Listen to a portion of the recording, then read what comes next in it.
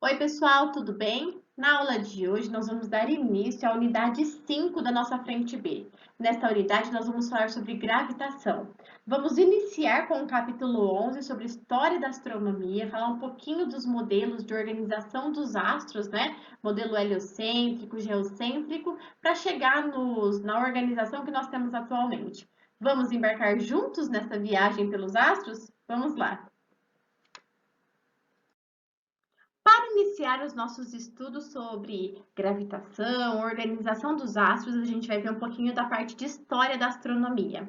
A história da astronomia, ela é bastante presente no nosso dia a dia, uma vez que atualmente a gente utiliza de maneira bem corriqueira coisas que a gente não pensa mais, né? Que fazem parte aí de uma observação astronômica. O tempo é um deles, né?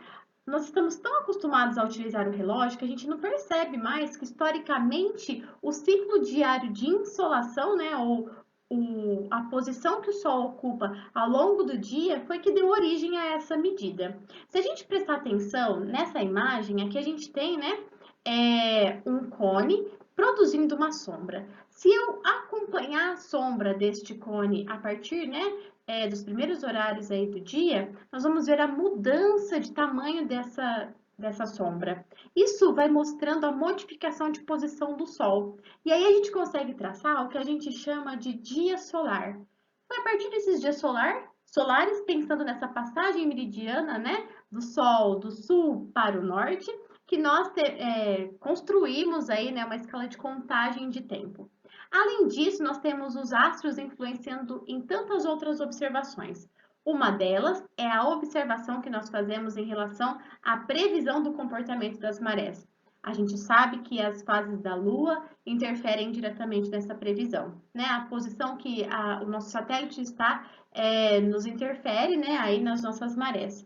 Outras observações são feitas, né? Desde os primórdios das civilizações humanas em relação a clima, a quantidade, né? De chuva, seca e mesmo aí, né, as cheias de locais.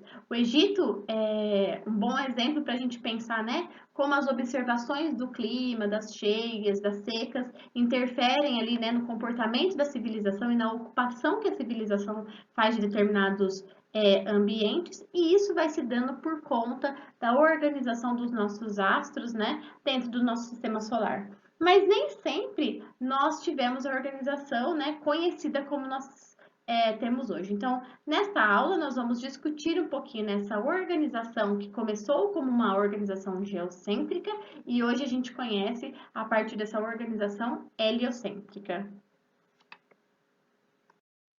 Nós vamos iniciar os nossos estudos sobre a organização dos astros a partir do modelo geocêntrico. Este modelo foi defendido e apresentado inicialmente por Aristóteles. Aristóteles, que viveu no século V a.C., tem uma obra super extensa, né, que perdurou por mais ou menos aí uns 2000 anos como referência, e ele foi esmiuçando, né, as suas observações, sejam dos fenômenos naturais, sejam do que estava ao redor dele, a partir da premissa da lógica. Para o Aristóteles, nenhuma observação poderia ser embasada aí, né, em argumentos sobrenaturais. Tudo tinha uma observação lógica, uma resposta lógica, uma justificativa lógica. Para o Aristóteles, descrever o movimento dos astros era como se ele pensasse nessa organização a partir aí da Terra como referência desse centro celeste, né? Centro da esfera celeste. Para ele, essa proposta, né, vinha de encontro do que, junto com Protágoras, ele proclamava, que era o homem como medida de todas as coisas. A Terra como centro do universo é como se a Terra fosse uma referência de medidas e de orientação para todo o universo. Esse modelo geocêntrico do Aristóteles, ele, né, perdurou aí por um bom tempo, mas ele não conseguia explicar, nesse modelo da esfera celeste, ele não conseguia explicar o movimento de outros corpos celestes, né? Movimento de corpos celestes que tinham aí relação com o fundo estelar. Então, esse modelo ele precisava ser aprimorado. O modelo geocêntrico de Aristóteles foi aperfeiçoado por Ptolomeu. Ptolomeu, que também era um filósofo grego, ele aperfeiçoou essa concepção de Aristóteles apresentando um movimento para os planetas chamado de epiciclo. Com esta descrição, né, das características do epiciclo, ele conseguiu explicar o movimento de planetas como Marte, por exemplo. Embora esse modelo tenha uma difícil compreensão e até manipulação, ele tinha uma precisão em relação à posição dos astros celestes. E ele durou, o modelo de Ptolomeu durou até o século XVI. Nós temos aqui mais uma imagem do sistema simplificado de Ptolomeu, né, para o planetário. Neste planetário demonstrado aqui na imagem, nós observamos a posição da Terra no centro, né, então esse modelo geocêntrico, confirmando as observações de Aristóteles. Mas o que chama atenção no modelo de Ptolomeu é a precisão da posição aí, né, dos planetas, essa posição adequada que os planetas estão, e por conta dessa precisão de posicionamento, esse modelo perdurou até o século XVI. No começo do século XVI, Nicolau Copérnico propôs um modelo heliocêntrico de sistema, né? O Copérnico ele apresentou esse sistema planetário onde o Sol era o centro do universo, mas isso não foi uma grande novidade, uma vez que lá na Grécia Antiga o Aristarco já tinha mostrado que, pelo tamanho do Sol ser muito maior do que a Terra, provavelmente era o Sol que era o centro do universo. Mas como as medidas do Aristarco eram muito imprecisas, esse pensamento dele ficou abandonado por um bom tempo, né? E só depois aí, né, lá no século XVI, que ele é retomado por Copérnico.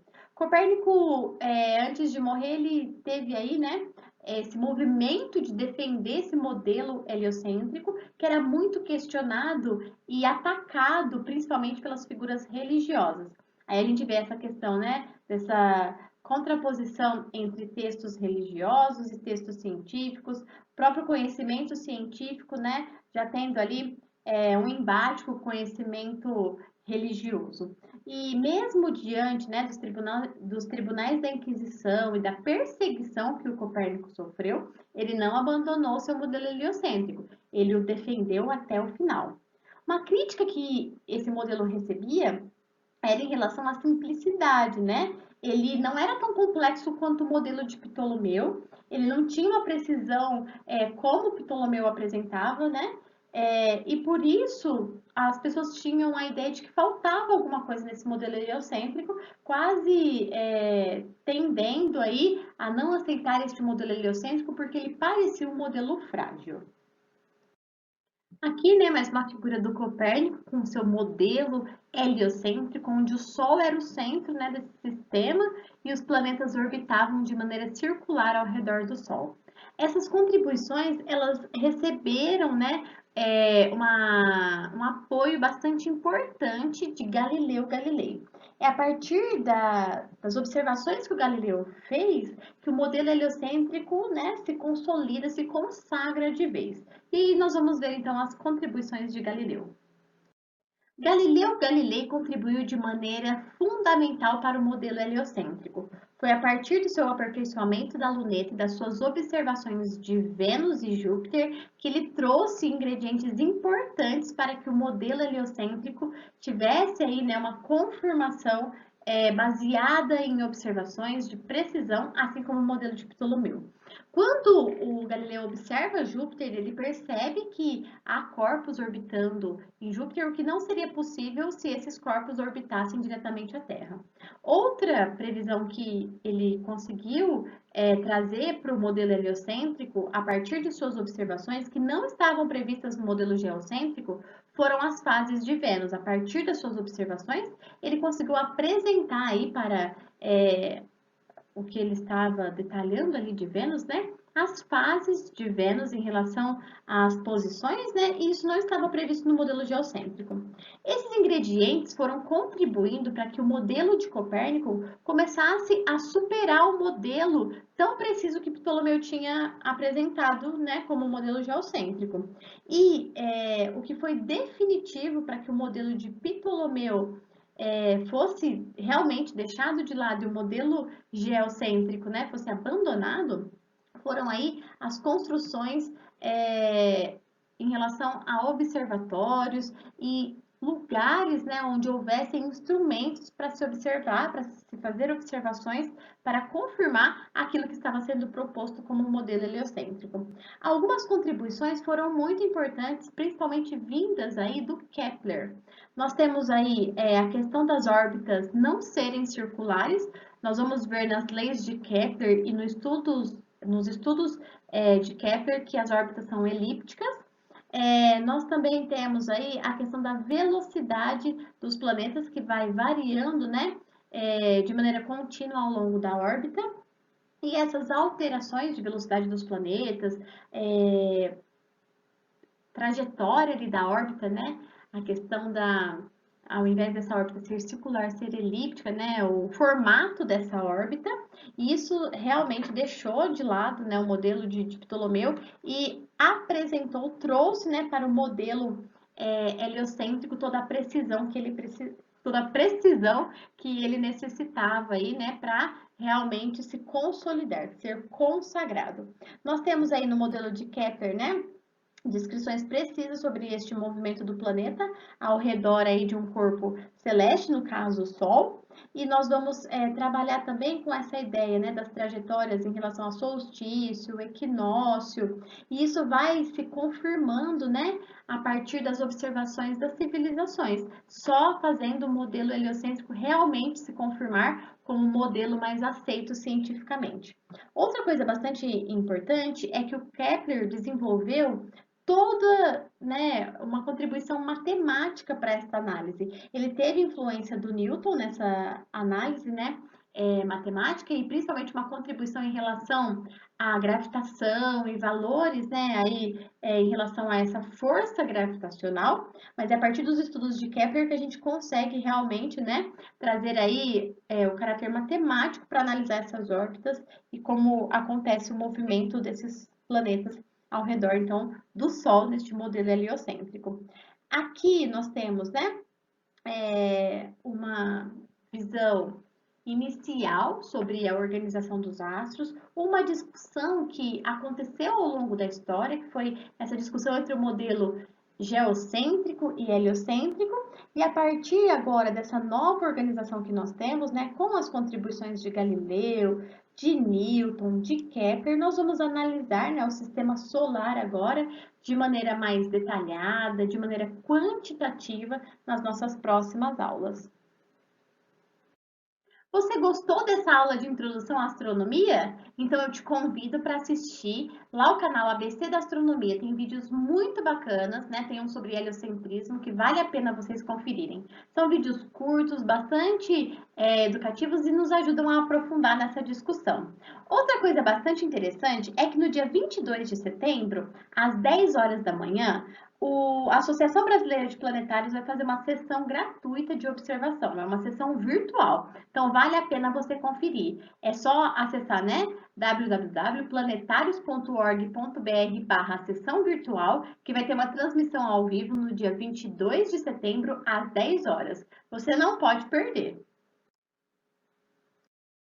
Pessoal, na aula de hoje nós fizemos uma introdução à astronomia. Nas próximas aulas a gente vai ver as contribuições, né, de Newton, Kepler e tudo que nós conseguimos observar da organização astronômica que nós temos hoje e também calcular, né, posição, órbita e outros detalhes relacionados ao movimento dos astros celestes. Os conteúdos desta aula de hoje estão nas páginas 107 a 113. Eu vou deixar os exercícios de 1 a 8 das páginas 114 e 115 como tarefa. Bons estudos, façam com bastante carinho que a gente corrige na próxima aula. Até a próxima, bons estudos, se cuidem, eu estou morrendo de saudade de vocês. E vou deixar um meme clássico do Copérnico, né? Olha só o Copérnico vendo que você está se achando aí o centro do universo, né? Um beijo, se cuidem e até a próxima!